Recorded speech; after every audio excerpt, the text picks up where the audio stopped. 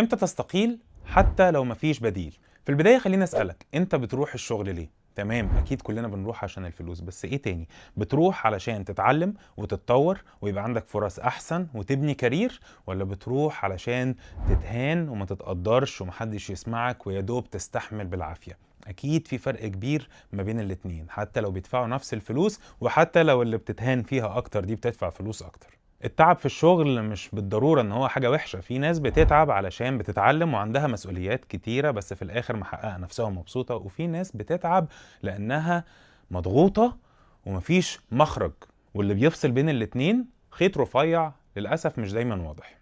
انا تعبان نفسيا من الشغل، انا عايز استقيل النهاردة. اكيد فكرت الفكرة دي في يوم من الايام لو انت بتشوف الفيديو ده، ومش لوحدك، كلنا فكرنا الفكرة دي. بس قبل ما تستقيل خليني اقول لك حاجة، الاستقالة مش بطولة ومش ضعف، الاستقالة قرار مصيري استراتيجي لازم يتحسب صح، ما يتخدش في لحظة غضب او بشكل impulsive. طيب استقيل امتى؟ واستقيل ازاي؟ ولو ما عنديش بديل اعمل ايه؟ ويا سلام بقى لو عندي اسرة او عيال متعلقين فيا وفي مصاريف واكل وشرب وتعليم، اعمل ايه في ده كله؟ ده جزء من الاسئلة اللي هنجاوب عليها في حلقة النهاردة. لو اول مرة بتشوفوني، انا اسمي شريف علاء، ودي الخلاصة عن الاستقالة. يلا نبدأ. في 5 علامات بتقولك لازم تستقيل.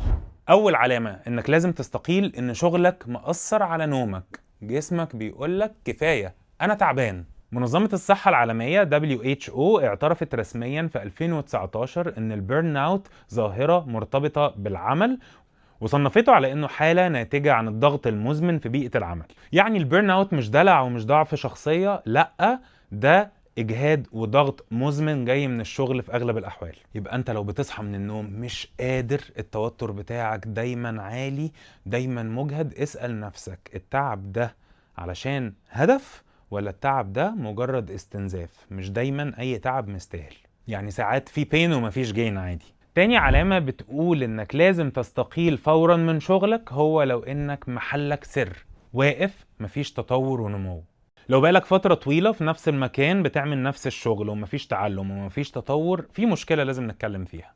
تقرير للينكدين ورك بليس ليرنينج سنة 2024 بيقول ان 7 من كل 10 موظفين بيقولوا ان التعلم في الشغل واحد من اهم العوامل اللي بتزيد ارتباطهم بمكان الشغل وبتشجعهم على البقاء فيه. نفس التقرير بيقول ان الشركات اللي بتستثمر في تطوير موظفيها عندها نسبة احتفاظ بالموظفين اللي هي الريتنشن ريت، يعني ضعف دبل الشركات اللي ما بتستثمرش في الموظفين بتوعها. سامعك وانت بتقول لي يا عم الفلوس هي اللي بتخلي الناس تقعد وتمشي.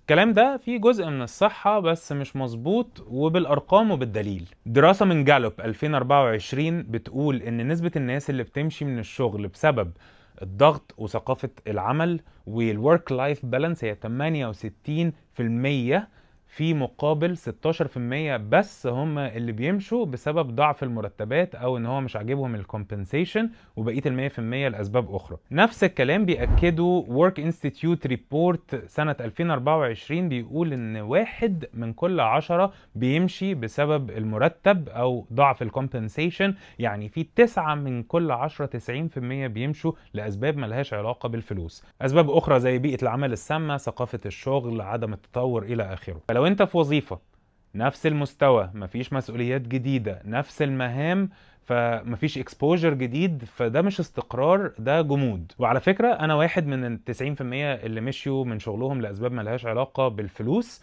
انا سبت الشغل لاني ما كنتش مبسوط بالداينامكس بتاعته، ما كنتش بتعلم حاجة جديدة، الشغل اصبح روتيني جدا بالنسبة لي، سهل، مفيش تحدي، مش تشالنجينج، بعمله باقل مجهود. وفي نفس الوقت يعني حصل بارادوكس او معضلة، ان هو بسبب احساسي ده ان انا انتاجيتي ضعفت في حاجة اصلا سهلة وما فيهاش تحدي بالنسبة لي، ورحت قبلت وظيفة جديدة ب20% اقل من مرتبي لانها كانت بالنسبة لي تحدي جديد، ثقافة شغل عجبتني، وكنت متحمس ان انا ابدأ تجربة جديدة حتى لو اتخصم من مرتبي 20% عشان اروح الشركة الجديدة دي، لان الشركة القديمة كانت بتدفع مرتبات اعلى من السوق. واحد من اهم اسباب الاستقالة لما بيئة العمل تبقى سامة، toxic work environment. مش كل مدير شديد شوية يعتبر سام، لكن لو الخوف بقى هو المحرك الأساسي ليا في الشغل، دي كده بداية النهاية، دي علامة حمراء، يعني ريد فلاج من أكبر الريد فلاجز، إن أنا أبقى خايف أغلط أصغر غلطة في الشغل. تقرير من جالوب عن بيئات العمل بيقول إن المدير المباشر هو أكبر العوامل الخاصة بالرضا أو الاستقالة. بمعنى أصح، في مقولة بتقول People don't quit their jobs, they quit their bosses. الناس ما بتستقيلش من وظيفتها، بتستقيل من مديرينهم. لو مديرك بيقلل منك قدام الناس، بيكافئ السياسة الأوفيس بوليتكس مش الأداء، بيخلق منافسة سلبية، بيحب السيطرة مش النتائج، لازم أقف وأسأل نفسي سؤال: أنا هنا بتعلم إيه غير التحمل والصبر والجلد؟ في بيئات عمل معينة البقاء فيها مش قوة، بالعكس ده ممكن يكسر ثقتي في نفسي ويأثر على شخصيتي لفترة طويلة. حلو، الكلام ده كله عندي الريد فلاجز دي كلها، الأسباب والعلامات اللي قلتها عندي وزيادة، ده اللي انت بتقوله ده كيوت. أعمل إيه بقى؟ أنا ما عنديش بديل، أستقيل برضو؟ الإجابة اللي ممكن ما تبقاش مريحة unsettling شوية بالنسبة لك هي ساعات لازم نمشي، نهرب، ننقذ نفسنا، بس هنعرف بقى ازاي نمشي لو مفيش بديل. ما ينفعش لو ما عنديش بديل، ما ينفعش امشي من غير خطة. قرار الاستقالة لازم ابقى دارسه، مش قرار عاطفي، مش اللي هو يوه ماشي، لا، لازم ابقى دارسه وعامل خطة خروج كده، exit strategy, exit plan. قبل ما تمشي اسأل نفسك الأسئلة دي: هل عندي في مدخراتي فلوس تكفيني 3-6 شهور من غير وظيفة؟ هل عندي مهارة قابلة للبيع، حاجة أعرف أشتغل بيها فريلانس أو غيره immediately أول لما أسيب الشغل؟ هل عندي شبكة علاقات قوية أقدر أتحرك فيها وأشوف الناس وممكن يجيبوا لي أوفر سريعا؟ لو الإجابة فده تمام، يلا على بركة الله ادي النوتس ويلا بينا نمشي. لو الإجابة لأ، فلازم نقف كده ونعمل خطة. لازم تعمل خطة عشان امتصاص الصدمة، الشوك ابزوربشن. أنا استقلت مرتين في حياتي من غير بديل. أول مرة خدت 6 شهور تخطيط، يعني في ديسمبر قلت أنا 6 آخر شهر ليا في الشغل، ما قلت لهمش طبعا، قعدت خططت. ليه؟ لان انا كنت معايا شويه سيفنجز، وبعدين قلت ايه، لا، السيفنجز اللي عندي دي لو استخدمتها دلوقتي هتخلص، هبقى في وضع مش حلو. فقلت لا، انا الكام شهر الجايين دول تقشف، زياده سيفنجز، في اخر قبل ال6 شهور ما يخلصوا ادي النوتس بتاعتي واديتهم. وكمان خططت اجازاتي بحيث ان انا خدت اجازاتي كلها في الشهر الاخير. فالشهر الاخير ده كنت قاعد في البيت وانا لسه بقبض مرتبي، اللي هو عشان كنت في اجازه سنويه. وتاني مره استقلت خدت 3 شهور، لان انا كنت خلاص مستعد من قبلها وعملت السيفنجز، واتعلمت من الدرس الاول ان انا لازم يكون عندي سيفنجز تكفيني 6-9 شهور كمان. فلو عندك السيفنجز وعايز تهرب من الشغل، اهرب وما تخافش. في ريسك، بس في ريسك برضو انك تفضل في الشغل اللي بيمص دمك وبيتعبك نفسيا بالشكل ده. لو ما عندكش، لازم تشوف طريقة حوش بيها مدخرات تعيشك، يعني مصاريف 3 شهور مينيمم ويفضل 6. طيب سيناريو تاني، انا بقى قرفان من الشغل وعندي الحاجات دي كلها وجالي اوفر تاني، يلا اروح؟ ده سؤال يبدو بديهي، لكن هو الإجابة مش بديهية. الإجابة مش يلا طبعا روح، انت قرفان من الشغل ده اهرب منه وروح على الشغل التاني. لا، ما تروحش على مكان تاني لمجرد انك زهقان او متضايق من مكانك ده. ليه؟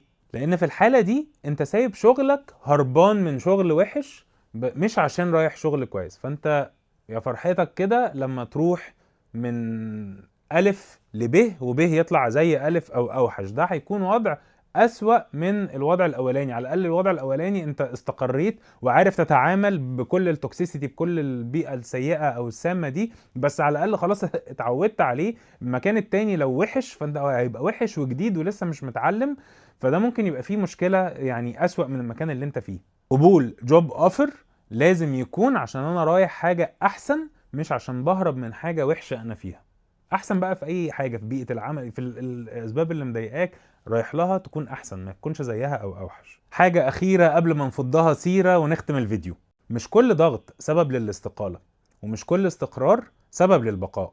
لو صحتك بتتاثر، لو نموك واقف، لو بيئه العمل سامه، وعملت فيديو عن بيئه العمل السامه شوفوه، دي كلها اسباب بتقول اني لازم استقيل. الاستقاله هنا مش ضعف. لو قيمك مش متوافقة مع قيم الشغل، ده برضو سبب يدعو للاستقالة. لكن قبل ما تمشي خطط. الذكاء مش انك تتحمل للأبد ولا انك تهرب في اسرع وقت ممكن، الذكاء انك تعرف هتمشي امتى. لو استفدت من الفيديو ده ابعته لاصحابك، وخصوصا اللي قرفانين من الشغل، ما تبعتوش لزمايلك، وخصوصا الواد العصفوره اللي هيروح يبعته للمدير بتاعك ده. دي كانت الخلاصه عن الاستقاله، واشوفكم في فيديو جديد عن الخلاصه عن موضوع جديد. سلام عليكم.